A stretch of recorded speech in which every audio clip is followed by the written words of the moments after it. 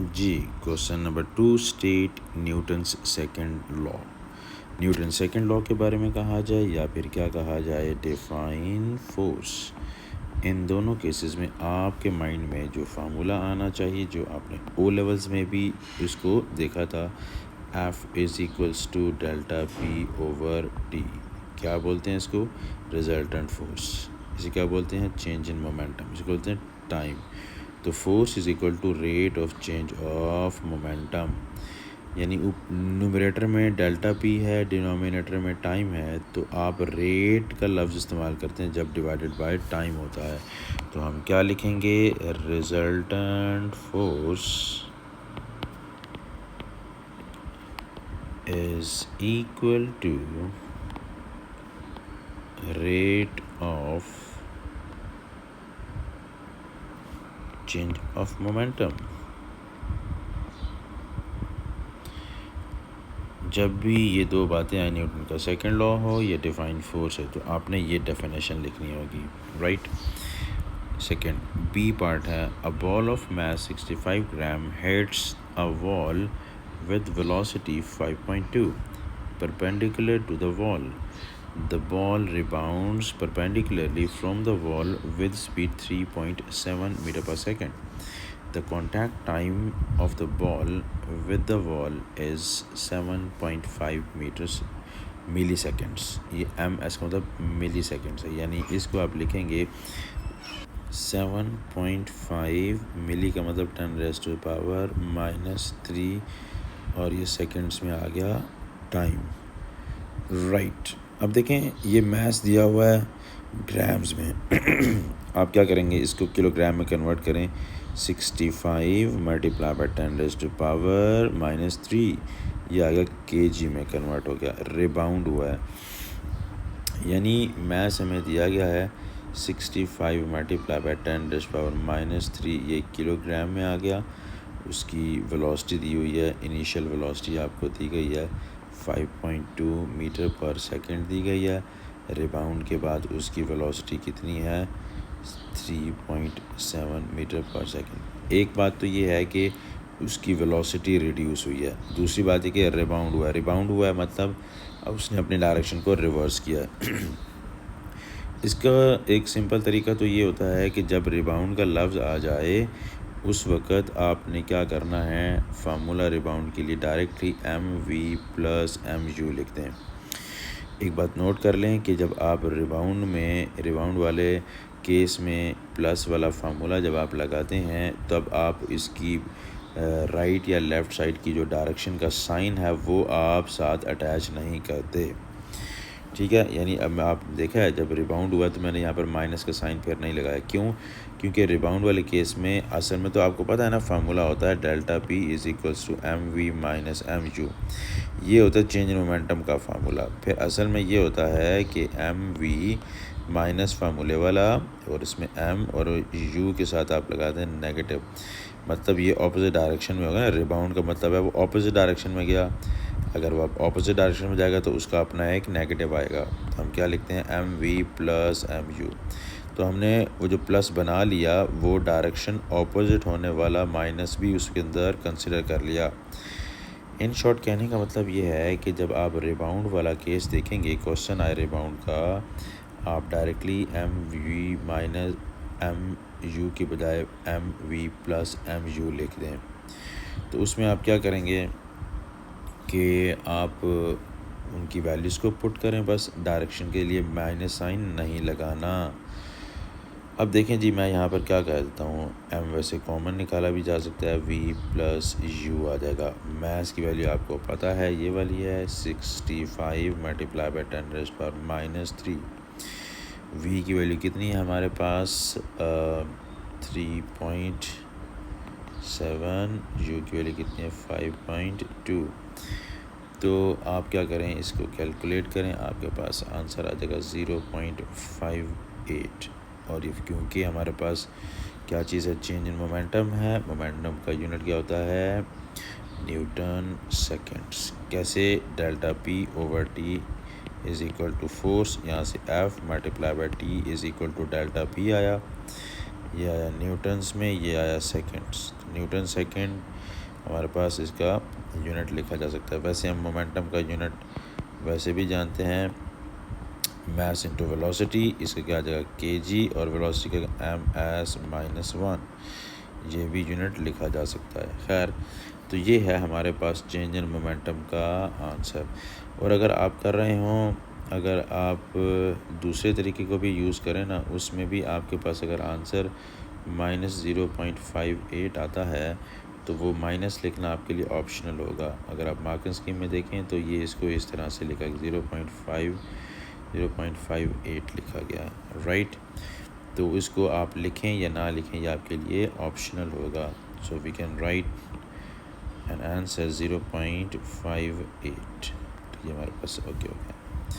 अच्छा, हमारे पास क्या क्या, the magnitude of the average force. Average force हमने निकालनी है। फोर्स का फार्मूला हमें पता है, डेल्टा P/T है। हमने डेल्टा P ऊपर वाले पार्ट में फाइंड आउट किया था। हमारे पास कितना आंसर था 0.58। टाइम हमें दिया गया है, अगर आप गौर करें जो टाइम है वो हमारे पास क्या था, मिली सेकेंड्स में दिया हुआ था। और इसको हम यहाँ पर पुट कर सकते हैं 7.5 मल्टीप्लाई बाई 10⁻³ डिनोमिनेटर में लिख देंगे। ये टाइम आ गया, ये चेंज मोमेंटम आ गया। आप इसे कैलकुलेट करेंगे तो आपके पास जो आंसर आएगा वो 7.3 न्यूटन्स। इसको आप क्या कर सकते हैं, 7 न्यूटन्स भी लिख सकते हैं, ठीक है। सो हमारे पास फोर्स का आंसर आ गया। अब देखें क्या कहा है, for the collision NB between the ball and wall state how the following apply. Newton third law.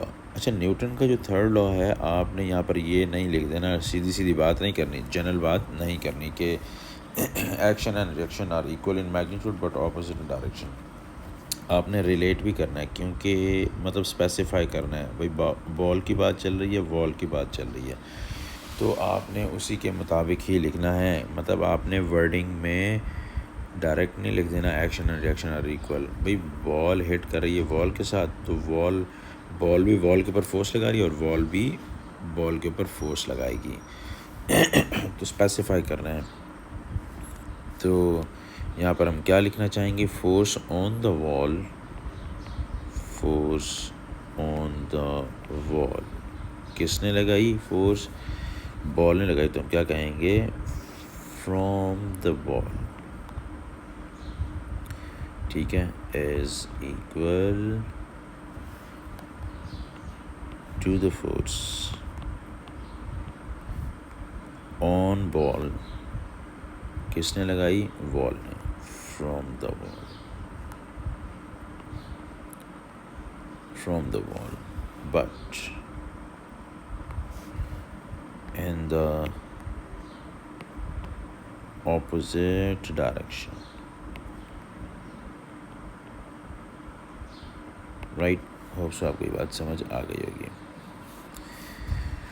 तो ये 2 मार्क्स हैं जी, जिसके लिए आपने स्पेसिफाई कर दिया वॉल और बॉल को। अगर आप स्पेसिफाई नहीं करते, बॉल और वॉल की वैल्यू नहीं, उनके नाम नहीं बोलते, तो आपको फिर 1 नंबर मिलेगा। अदरवाइज़ अगर आप इस तरह से लिखेंगे तो आपको 2 मार्क्स पूरे मिल जाएंगे, ठीक है। Law of conservation of momentum क्या कहेंगे, इसमें भी स्पेसिफाई करना ज़रूरी है, ठीक है।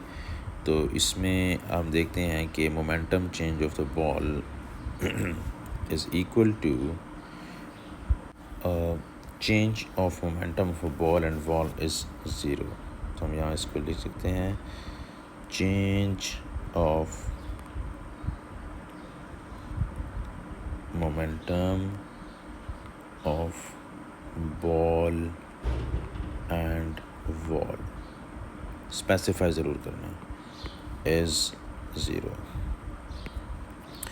यानी जो बॉल और वॉल का जो मोमेंटम है चेंज आएगा वो 0 के इक्वल होगा। ज़ाहिर है ऑपोजिट रिबाउंड हुआ है ना, तो बॉल का मोमेंटम और वॉल का मोमेंटम जो उसका आंसर आना चाहिए, उसका जो चेंज आएगा उनका आपस में, वो 0 के इक्वल होना चाहिए। या इस बात को यूँ लिख सकते हैं, या फिर आप क्या लिख सकते हैं, momentum change of a ball, या फिर क्या लिखा जा सकता है, मोमेंटम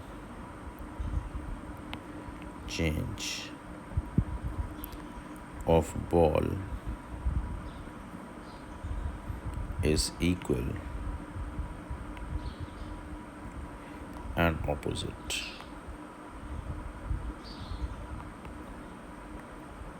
टू, क्योंकि दो आंसर्स लिख रहा हूँ इसीलिए यहाँ पर स्पेस उसके अकॉर्डिंग नहीं होगी, कोई ऑप्शन आपके पास जो यूज़ करना चाहें। तो क्या बात कर रहे थे, momentum change of a ball is equal and opposite to momentum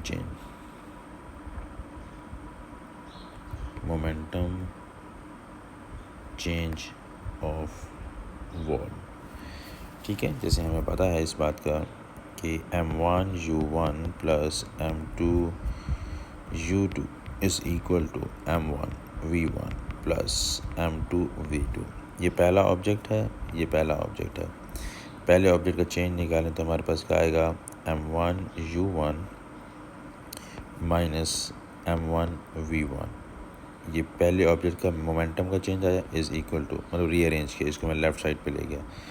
इसमें क्या लिखेंगे, m2 v2 माइनस हमारे पास क्या आएगा m2, और ये जो हमारे पास आया m2 v2 आया, इस चीज़ को अगर आप शिफ्ट करके इधर ले आएँ तो क्या बनेगा, माइनस m2 u2 आ जाएगा।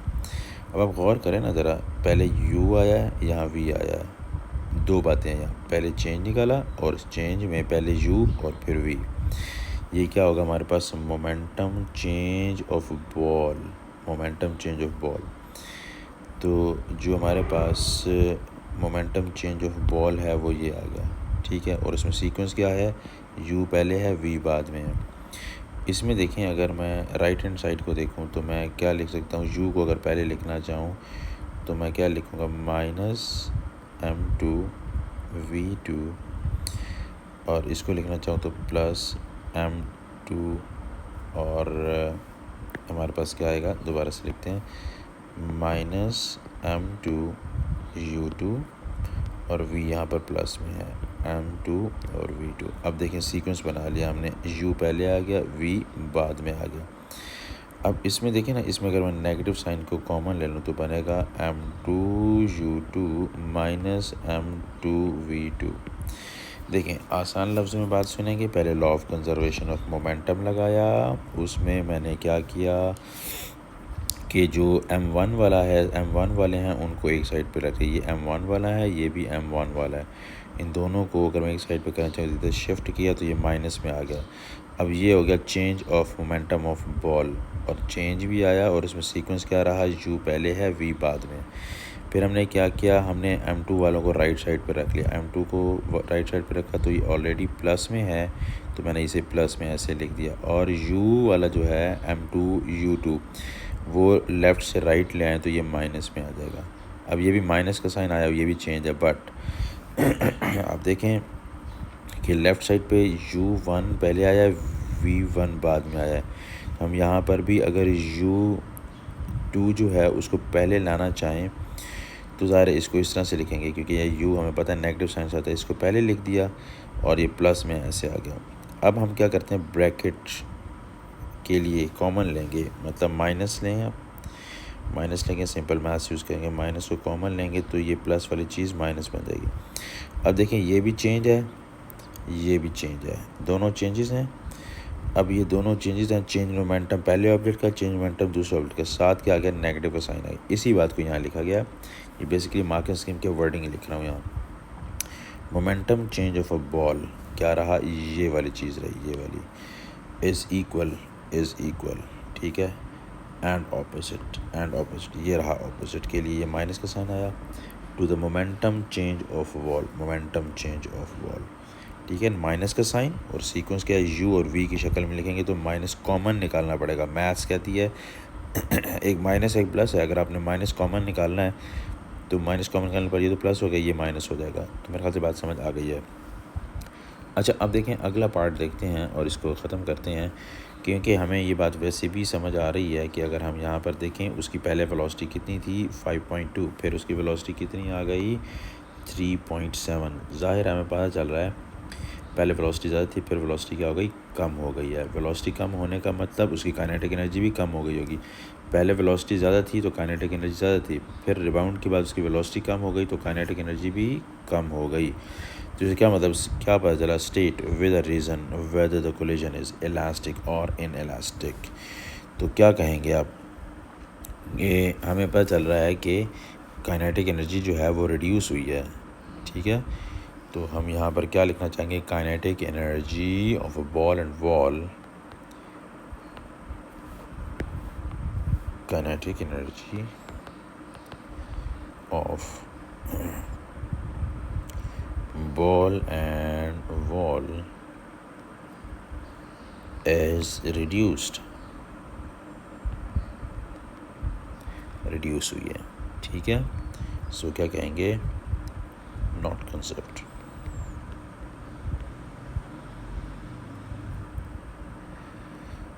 सो इन इलास्टिक, तो काइनेटिक एनर्जी कंजर्व नहीं रही, तो हम क्या कहेंगे कि वो इन इलास्टिक कोलिजन होगी, राइट। चलें।